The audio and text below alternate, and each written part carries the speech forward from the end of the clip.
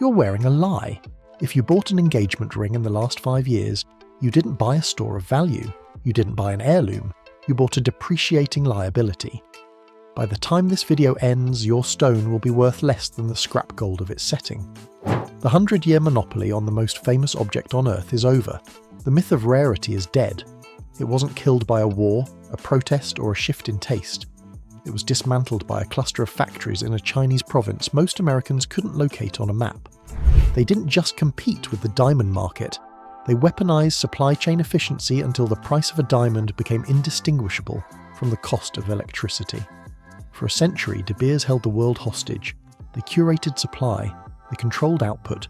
They spent billions convincing generations that a man's devotion is measured by the clarity of a carbon crystal. Governments built national budgets around royalties. Retailers built empires on the promise of appreciation. Nobody asked questions. Geology was the barrier. Diamonds were hard to find. They were expensive, until the math shifted in Henan, China. The motive wasn't jewellery. It was industrial survival. China was rebuilding its entire manufacturing backbone: semiconductors, drilling equipment, cutting tools. They needed materials harder than steel. They needed diamonds by the ton. Companies like Zhongnan Diamond and Huanghe Whirlwind spent decades perfecting the most efficient super-hard material supply chain in history. By 2019, they were churning out 15.4 billion carats annually. These were small, brown, industrial-grade crystals destined for saw blades, but the reactors kept improving. Engineers realized the machines used to create industrial grit could, with minor adjustments, produce gem-quality stones. Stones chemically, physically, and visually identical to those pulled from the ground in Botswana. The jewellery pivot wasn't a master plan, it was an inevitable byproduct of sheer manufacturing superiority. Two technologies fueled this. HPHT, high pressure, high temperature, replicated the crushing weight of the Earth's mantle. China dominated this for years, saturating the market with massive hydraulic capacity. Then came the true predator, CVD, or chemical vapor deposition. This method doesn't crush carbon, it grows it. Microwave plasma inside a vacuum chamber deposits carbon atoms onto a seed plate, layering them into a perfect crystal. CVD is more scalable, cheaper, and faster. It produces cleaner stones than the ground ever could. In June 2024, SF Diamond opened a new facility in Henan. Capacity: 700,000 carats of gem-quality diamond per year. One facility, one province, thousands of reactors. China successfully decoupled the price of a diamond from the scarcity of the earth and tethered it to the cost of a kilowatt-hour. By 2022, China output 20 million gem-quality carats annually. India produced 3 million. Asian manufacturing controlled 70% of global output. The growth curve wasn't linear, it was vertical. Between 2020 and 2023, global capacity tripled. The industry tried to label them fake. They called them fashion accessories. The consumer saw a diamond. They saw a lower price. They saw a better stone. Look at the wreckage in dollar terms. January 2020, a 1-carat lab-grown stone retailed for $3,400. Late 2024, that same stone dropped under $900. A 74% collapse in 4 years. The retail price hides the real story. Wholesale collapse was absolute. By early 2026, wholesale lab-grown diamonds traded below $100 per carat. A 95% crash. Where did the money go? Into retailer pockets. Jewellery chains maintained gross margins of 74% throughout the freefall. They pocketed the savings. They sold you an asset that lost value every day, while marking it up 500%. If you bought a lab-grown diamond recently, you didn't buy a stone. You bought a massive premium for a product whose floor was already gone. De Beers saw this. They tried to fight. In 2018, they launched Lightbox. The strategy? Fix the price at $800, then $500, to signal to the market that lab-grown was cheap, not luxury. It was a suicide mission. They were anchoring a market broken by a production cost they couldn't touch. Chinese costs plummeted faster than De Beers could react. By 2025, Lightbox was dead, shuttered. The financial damage was visceral. 2023, $72 million in EBITDA profit. 2024, $25 million loss. 2025, $511 million loss. Anglo American hit the panic button. They took a $2.9 billion write-down in 2024. A century of diamond dominance became worth less than a copper deposit. By 2026, the signal was clear. De Beers was for sale.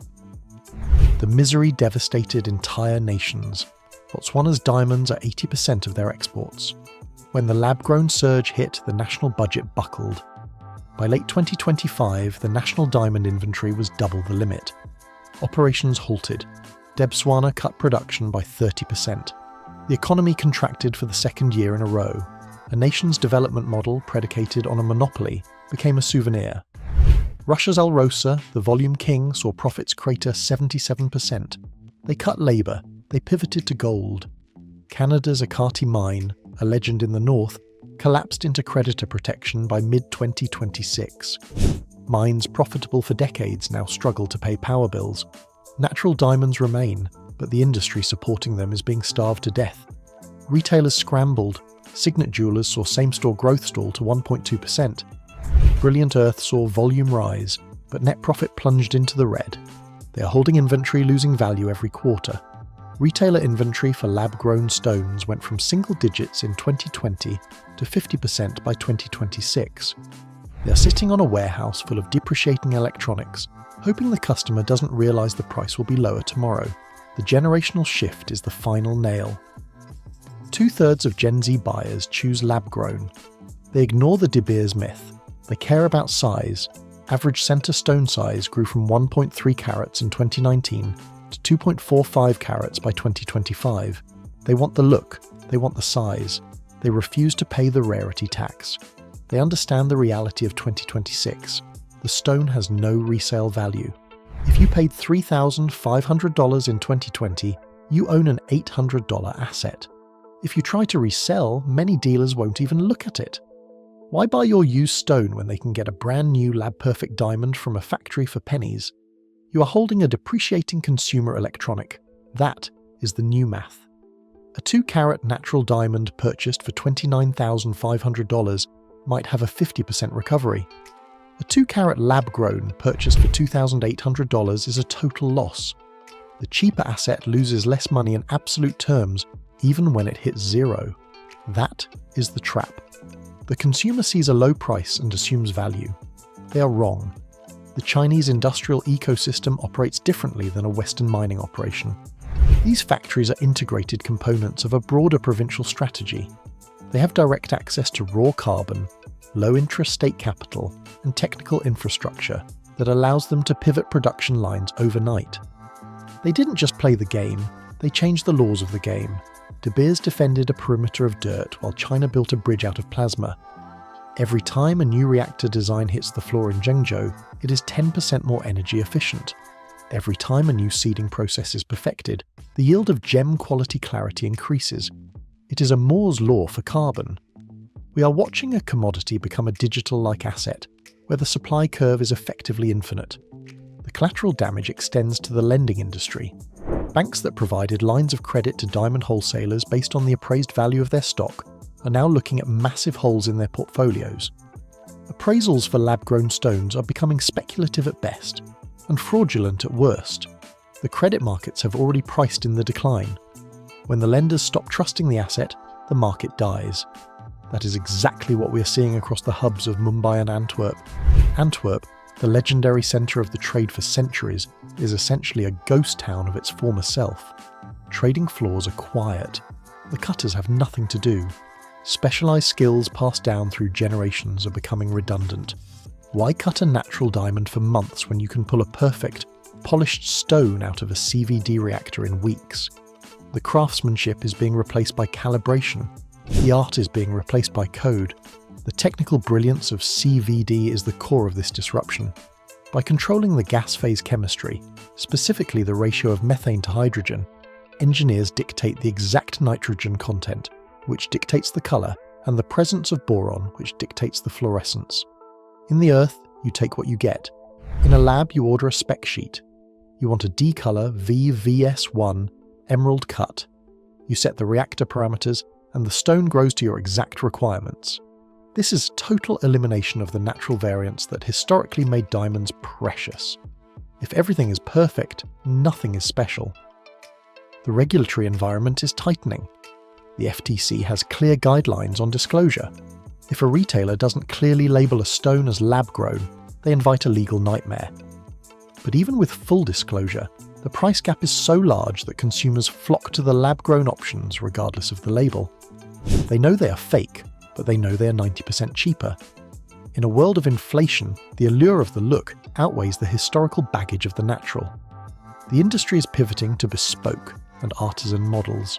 They are selling the story of the mine, the history of the workers, and the soul of the natural product.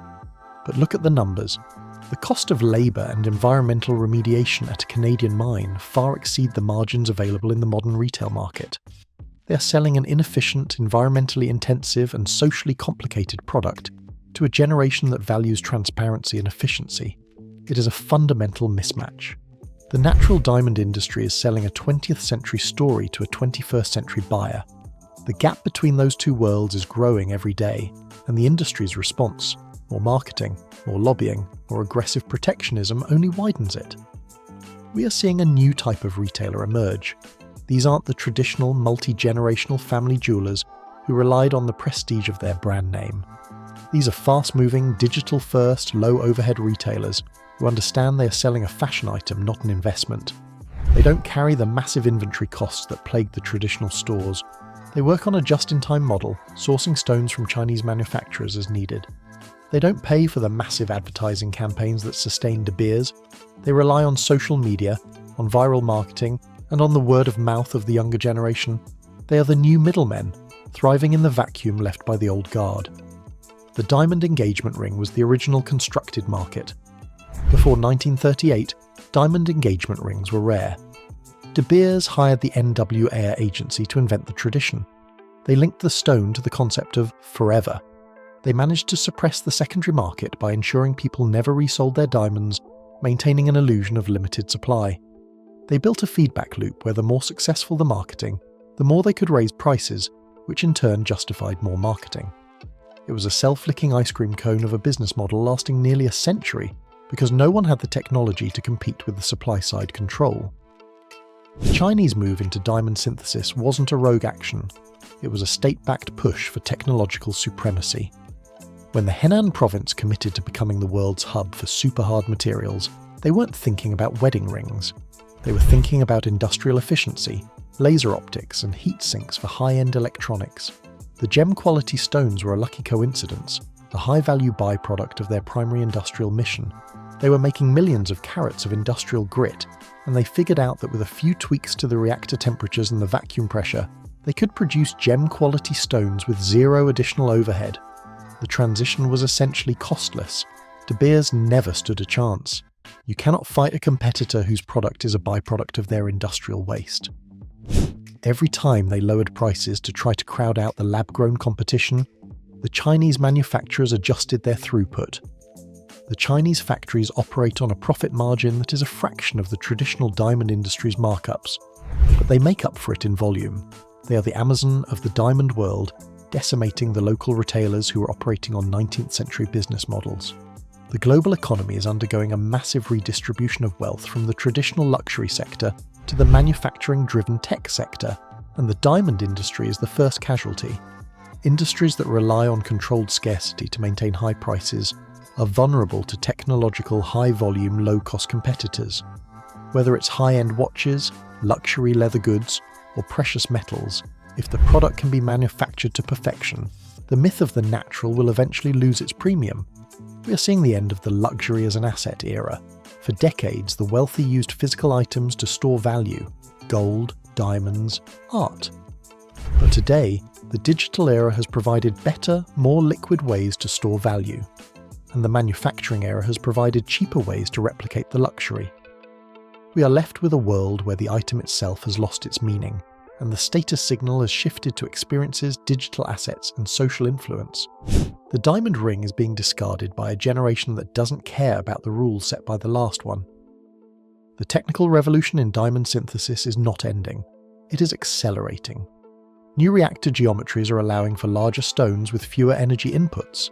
Carbon nanotube seeding is beginning to produce diamonds that are structurally stronger than any natural stone ever pulled from the ground. We are moving toward a future where natural will not be a synonym for superior, but a synonym for obsolete. The manufacturing efficiency of the Henan clusters is a permanent shift in the cost structure of one of the world's most enduring luxury goods. Investors should pay attention to the shift in capital flows. Mining exploration budgets have been slashed by 60% globally since 2022. The big mining houses are spinning off their diamond divisions or liquidating them entirely. This is a sector that is being starved of new capital because the return on investment is no longer there. You're watching a multi-billion-dollar sector shrink into a boutique niche. The big mines are becoming relics, and the small, highly efficient labs are becoming the new industry standard. The retail landscape will continue to consolidate. We will see the collapse of more major jewellery chains in 2027 and 2028, as they fail to offload their legacy natural diamond stock. They are holding on to inventory that is essentially toxic to their balance sheets. When they finally accept the loss and try to pivot to a full lab-grown model, they will find that the competition is already too intense. The margins on lab-grown diamonds are getting thinner every month, as more players enter the market and efficiency gains continue. The era of the 70% gross margin is gone. If you are a buyer, be clear-eyed. If you are a consumer, be skeptical of the investment label. If you are an observer, recognize this for what it is: the total, permanent, and irreversible commoditization of a luxury icon. The Henan province didn't just build factories, they built a wrecking ball that shattered the most effective pricing cartel in human history. The shockwaves are still being felt, the mines are still closing, and the retail sector is still adjusting. But the end result is already fixed. Diamonds are no longer a symbol of eternal value. They are simply a testament to the speed of modern manufacturing. Every time you see a jewellery ad, every time you see a sale, remember the thousands of reactors spinning in Henan. Remember the plasma, the seed plates, and the raw economic logic that dictated the collapse. You're living through the correction. You're watching the monopoly dissolve. You're seeing for the first time in a century the true, naked, unvarnished price of a diamond. It is essentially zero. The cartel's stage play is over, the curtain has fallen, and all that remains is a rock, stripped of its myth, left to be sold by the pound. The transition is done. The new order is here. It is cheap, it is clear, and it is undeniably finally just carbon. This is Carrot and Coin. I'll see you into next one.